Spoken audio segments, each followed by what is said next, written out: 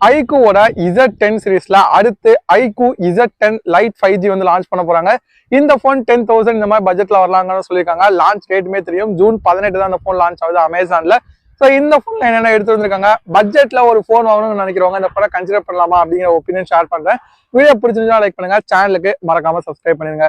பொதுவா இந்த 10,000 போன்ஸ்ல எல்லாம் நமக்கு பெரிய ஹைலைட்ஸ் வந்து இருக்காது. இந்த போன்ல ஒரு சில ஹைலைட்ஸ் வந்து இருக்கு. உங்களோட பட்ஜெட் ஸ்ட்ரிக்ட்லி ஒரு 10,000 12,000 அந்த மாதிரி தான் மேபி இந்த போன் நீங்க கன்சிடர் பண்ணலாம். பட் iQOOட Z10X ஓரளவு டீசனான போன், அந்த போனே கார்ட் ஆஃப் யூஸ் பண்ணி ஒரு 12,700 ரூபாய்க்கு வாங்கிக்க முடியும். அதை விட ஒரு 2,000 ரூபாய் கம்மியா இந்த போன்ல கொஞ்சம் நிறைய மைனர் பாயிண்ட்டும் வந்து இருக்கு. இந்த வீடியோ ஃபுல்லா பாருங்க, உங்களுக்கு வந்து புரியும். ஃபர்ஸ்ட் பில் குவாலிட்டின்னு பார்க்கும்போது இந்த போனோட டிசைன் ஃபர்ஸ்ட் பார்க்கறதுக்கு OnePlus-ஓட நாட் சீரிஸ்ல இருக்க மாதிரி இருக்குன்னு சொல்லியிருந்தாங்க. நாட் C4 மாதிரி. உங்களுக்கு என்ன தோணுதுங்க கமெண்ட்ல லீவ் பண்ணுங்க. பார்க்கறதுக்கு டிசைன் நல்லா இருக்கு. ஒரு 10,000 போன் மாதிரில டிசைன் நல்லா பண்ணிருக்காங்க. அண்ட் பிளாஸ்டிக் பேக் தான் வந்து வரப்போகுது. 6000 mAh பேட்டரி கொடுத்துருக்காங்க, அதான் இந்த போனோட ஹைலைட். அண்ட் இதுக்கான சார்ஜிங் ஸ்பீட் 18 வாட் தான் இருக்கும். 18 வாட்ல இருந்து 33 வாட் இருக்கான்னு சொல்லியிருக்காங்க. மேக்ஸிமம் அந்த 18 வாட் தான் கொடுப்பாங்க. பட் இந்த 6000 mAh பேட்டரி கொடுத்து 18 வாட்டுங்கிறது ரொம்ப ஸ்லோவா இருக்குமா எனக்கு ஃபீல் ஆகுது. ஏன்னா iQOOட Z10Xல 44 வாட் இருக்கு, அது ஒரு டீசனான ஸ்பீட். பட் இது ரொம்ப கம்மியா இருக்குமா எனக்கு ஃபீல் ஆகுது. So come to the point, இந்த போன ஹைலைட் இந்த பெரிய பேட்டரி தான். வெயிட் பாத்தீங்கன்னா ஒரு 190 கிராம் வந்திருக்கும். திக்னஸ் வந்து ஒரு 8.2 mm இந்த மாதிரி தான் கொடுத்துருப்பாங்க. ஸோ ஓரளவு கொஞ்சம் ஸ்லிம்மான போன் தான். வெயிட் ரொம்ப அதிகம் சொல்ல முடியாது, ஓரளவு டீசனா மேனேஜ் பண்ணிருப்பாங்க. ஸோ ஓரளவு உங்களுக்கு பில் குவாலிட்டி அண்ட் டிசைன் இந்த பட்ஜெட்டுக்கு கன்சிடர் பண்ணீங்கன்னா நல்லாவே வந்து பண்ணிருக்காங்க. அண்ட் நெக்ஸ்ட் இந்த போனோட டிஸ்பிளே இங்க வந்து ஒரு பெருசா எக்ஸ்பெக்ட் பண்ண முடியாது.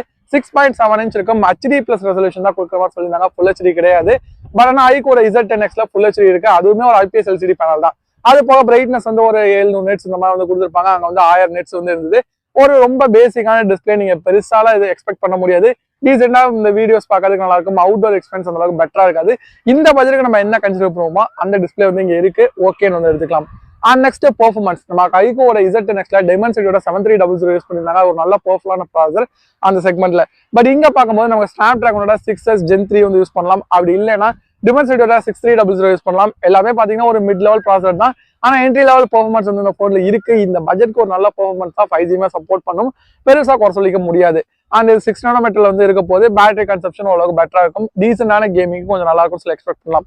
அண்ட் நெக்ஸ்ட் பேட்டரி நம்ம சொல்லிட்டேன், இங்க 6000 mAh பேட்டரி இருக்க போது சார்ஜிங் ஸ்பீட் 18 வாட் தான் வந்து கொடுப்பாங்க. அண்ட் சார்ஜருமே இன்க்ளூட் பண்ணுவாங்கிறது ஒரு டவுட் தான். ஏன்னா அக்ரெசிவா பிரைஸை கம்மி பண்ணி எடுத்து வரணுங்கிறத மேபி சார்ஜர் கொடுக்காம போகலாம். ஏன்னா இந்த லைட் சீரிஸ்ல நான் ஆல்ரெடி பார்த்திருக்கேன், ஒரு சில சீரிஸ்ல வந்து சார்ஜர் இல்லாம இருந்தது. பட் இந்த போன்ல கொடுத்தா கொஞ்சம் நல்லா இருக்கும்.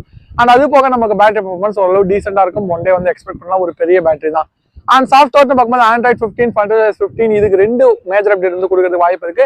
அண்ட் 3 year செக்யூரிட்டி பட்ச் கொடுக்கறதான்னு சொல்லியிருந்தாங்க. அது இந்த பட்ஜெட்க்கு வந்து ஒரு நல்ல விஷயம் தான். And RAM and storage rate பார்க்கும்போது இந்த 4GB RAM வரதுக்கு எனக்கு ஆப்ஷன் நிறைய இருக்க மாதிரி தோணுது. பட் iQOO Z10Xல அது பண்ணல, 6GB RAM தான் வந்து கொடுத்துருந்தாங்க. அதே மாதிரி இங்கே கொடுத்தாங்கன்னா பெட்டரா இருக்கும்.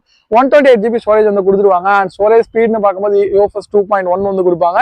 நமக்கு DDR4X-க்கான RAM வந்து கிடைக்கும். பிரைசிங்னு பார்க்கும்போது நமக்கு இதுக்கு காம்படிட்டிவா ரியல்மியோட நார்சோ சீரிஸ்லயும் ஒரு போன் வருது. அதை வந்து அண்டர் 10,000 போட்டாங்க. இந்த போனுமே அந்த பிரைஸுக்கு தான் வரும். கரெக்டா 10,000 லான்ச் பண்ணுவாங்க அப்படிங்கிறது என்னோட எக்ஸ்பெக்டேஷன்.